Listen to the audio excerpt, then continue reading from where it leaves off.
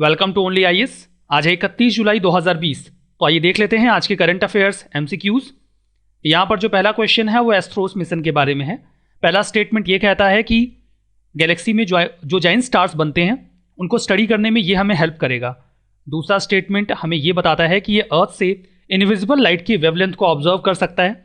और तीसरा स्टेटमेंट ये कहता है कि ये mission for the first time 2 specific type of nitrogen ions की जो प्रेजेंस है उन्हें डिटेक्ट करेगा। तो बताइए कौन सा स्टेटमेंट यहाँ पर सही है। अगर आपने एस्ट्रोस मिशन के बारे में पढ़ा है तो आपने अपना जवाब भी सोच लिया होगा। यहाँ पर 3 के तीनों ही स्टेटमेंट करेक्ट हैं। सही जवाब आपका डी है। नासा ने अभी ये अनाउंस किया है कि वो एस्ट्रोस मिशन अंटार्कटिका से 2023 में भेजेंगे। इसका फुल फॉर्म है astrophysics stratospheric telescope for high spectral resolution observation at submillimetre wavelengths. ASTHROS mission एक फुटबॉल जो स्टेडियम साइज का लगभग होगा उतने ही साइज का वो एक बलून भेजेंगे स्ट्रेटोस्फीयर में। जो बलून होगा उसमें एक टेलीस्कोप लगा होगा, एक सब सिस्टम होगा, साइंस इंस्ट्रूमेंट होगा, इलेक्ट्रॉनिक सिस्टम होगा, कूलिंग सिस्टम होगा और ये उन वेवलेंथ को स्टडी करेगा, ऑब्जर्व करेगा या जो इनविजिबल लाइट की वेवलेंथ होती है उसे। मिशन का ऑब्जेक्टिव यही होगा कि जायंट स्टार के फॉर्मेशंस को स्टडी किया जा सके और बाकी जो बातें उसमें बताई गई हैं वो सब सही हैं। स्ट्रेटोस्फीयर अर्थ एटमॉस्फेयर की एक लेयर है जो कि ट्रोपोस्फीयर के ऊपर और मेसोस्फीयर के नीचे है। ओजोन लेयर जहां पर सन अल्ट्रा वायलेट रेडिएशन एब्जॉर्ब हो जाता है वो आपको इसी लेयर में मिलता है। जो अगला प्रश्न है वो स्वामी इन्वेस्टमेंट फंड के बारे में है। आपसे पूछा गया है कि यह फंड किस लिए है या किससे संबंधित है। Green India project, road development, housing project या मैरीटाइम सिक्योरिटी। आपके पास 4 ऑप्शंस हैं, बताइए। स्वामी इन्वेस्टमेंट फंड अगर आपने पढ़ा है तो आपने अपना जवाब भी सोच लिया होगा। मैं बता देता हूँ, सी इसका सही जवाब है। ये हाउसिंग प्रोजेक्ट से जुड़ा हुआ है। यूनियन फाइनेंस मिनिस्टर ने अभी 81 प्रोजेक्ट्स को अप्रूव किया स्वामी फंड के तहत। That stands for special window for affordable and mid income housing. 2019 में इसे फॉर्म किया गया था। कई सारे ऐसे हाउसिंग प्रोजेक्ट्स हैं जो फंड की कमी की वजह से लटके हुए हैं, उन्हें फंड किया जाएगा इस फंड की मदद से। इस फंड में बॉन्ड्स जारी करके 12,500 करोड़ रुपीस इकट्ठा किए जाएंगे। ये एक प्रकार का ग्रीन शो ऑप्शन फंड होगा। इसका मतलब ये है कि अगर 12,500 करोड़ इकट्ठा हो जाते हैं और लोग ईगर हैं और पैसे इन्वेस्ट करने को, तो और जो बॉन्ड्स हैं वो जारी कर दिए जाएंगे। वही बातें यहाँ पर लिखी गई हैं, ठीक है। जो अगला प्रश्न है उसमें आपके पास 3 इंफॉर्मेशन है जिसकी मदद से आपको एक बर्ड को या फिर पंछी को चुनना है। पहली इंफॉर्मेशन ये है कि इन बर्ड्स में हाई साइट फिडेलिटी होती है। इसका मतलब ये होता है कि एक साल ये जिस लोकेशन पे माइग्रेट करके आते हैं बार बार उसी साइट पर वापस आते हैं। दूसरा स्टेटमेंट ये है कि इन बर्ड्स के पास ब्लैक एंड वाइट प्लूमेज होता है, यानी कि पंख होते हैं, और फैंसी क्रेस्ट होती है। जो बर्ड्स के सिर के ऊपर आपको एक आकृति मिलती है जो कि क्रेस्ट होती है, शिखा आप कह सकते हैं, वो इनमें पाई जाती है। ये अफ्रीका और एशिया में पाए जाते हैं। तीसरा स्टेटमेंट ये है कि ये माइग्रेटरी बर्ड्स हैं, सेंट्रल और नदर्न पार्ट्स ऑफ इंडिया में ये आते हैं और इन्हें मानसून के शुरू होने के जस्ट पहले से लेकर अर्ली विंटर तक देखा जाता है। आपके पास ऑप्शंस हैं chestnut winged cuckoo, blue throat एक ऐसा पंछी होता है जिसके गले के पास का जो हिस्सा होता है वो नीले रंग का होता है, दैट्स वाई इसे ब्लू थ्रोट नाम दिया गया है। जैकोबिन कुकू या फिर रोजी स्टार्लिन एक प्रकार की मैना होती है।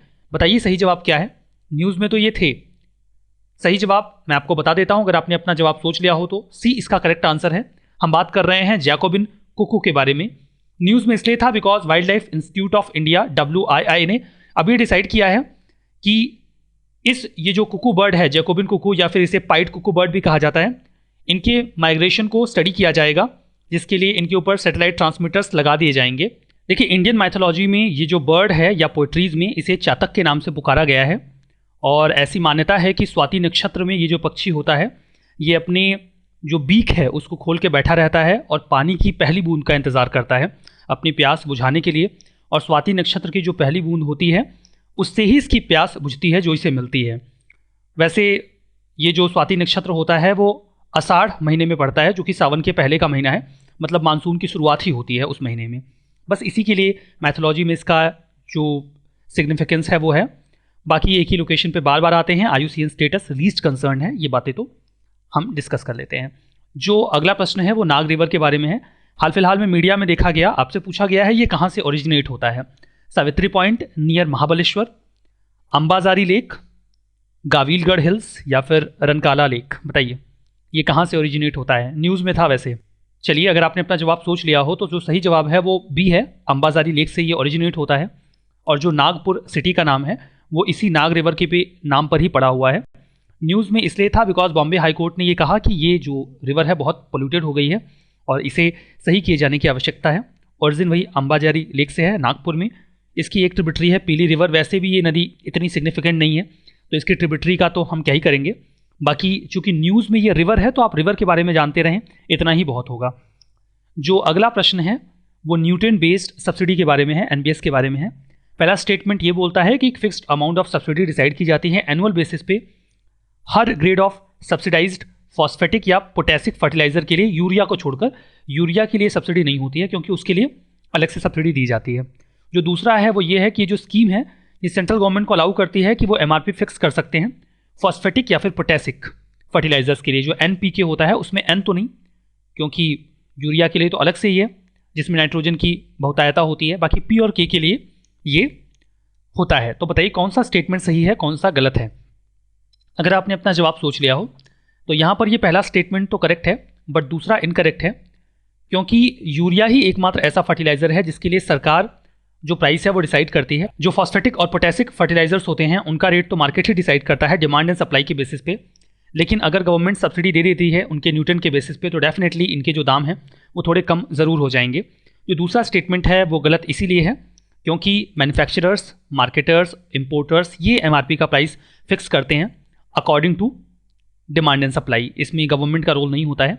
न्यूज़ में इसीलिए था because cabinet committee on economic affairs ने अभी अप्रूवल दे दिया है न्यूट्रिएंट बेस्ड सब्सिडी के लिए, फॉस्फेटिक और पोटेसिक फर्टिलाइजर्स के लिए 2020-21 के लिए। ये जो प्रोग्राम है फर्टिलाइजर्स के लिए इसे 2010 में शुरू किया गया था।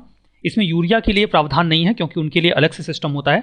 डिपार्टमेंट ऑफ फर्टिलाइजर्स जो कि ministry of chemicals and fertilisers के तहत वर्क करता है वो इसे एडमिनिस्टर करते हैं। यूरिया एकमात्र कंट्रोल्ड फर्टिलाइजर है इंडिया में। उसका दाम जो है, उसका जो रेट है वो सरकार स्टैच्यूटरली डिसाइड करती है। बाकी जो फर्टिलाइजर्स हैं वो तो मार्केट बेसिस पे ही चलते हैं। जो अगला प्रश्न है वो वर्ल्ड प्रेस फ्रीडम इंडेक्स 2020 के बारे में है। कौन रिलीज करता है आपसे ये पूछा गया है। ऑप्शन है UNESCO, committee to protect journalist, reporters without borders and freedom house. बताइए क्या है सही जवाब? यूपीएससी इस पर प्रश्न पहले पूछ चुकी है, आप बताइए। इसका सही जवाब सी है, रिपोर्टर्स विदाउट बॉर्डर्स। देखिए ये एक प्रकार का इंटरनेशनल एनजीओ है जो ये इंडेक्स तैयार करता है। इंडिया को इस बार 142nd रैंक मिली है। ये पिछले बार की तुलना में 2 अंक कम है, मतलब हमने खराब परफॉर्म किया है। इंडिया ने 2 अपने पड़ोसी देशों से अच्छा परफॉर्म किया है, पाकिस्तान जिनकी रैंक 145 है, बांग्लादेश 151, लेकिन श्रीलंका और नेपाल ने हमसे बेहतर परफॉर्म किया है। 2002 से ही पब्लिश किया जा रहा है ये, ठीक है।